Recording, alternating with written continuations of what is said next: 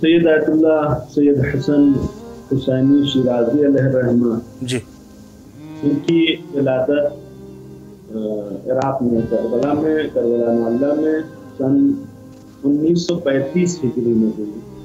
آپ کے والد بزرگوار سید مہدی حسینی شیرازی ہیں۔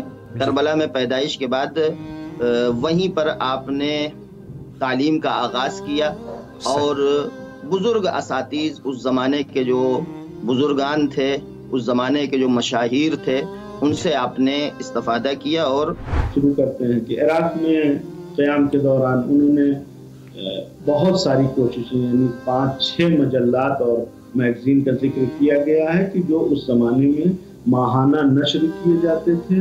اس میں سے ایک اجوبۃ الاستفتاءات کے عنوان سے، یعنی مذہبی سوالات کے جوابات ہر مہینے منتشر کیے جاتے تھے۔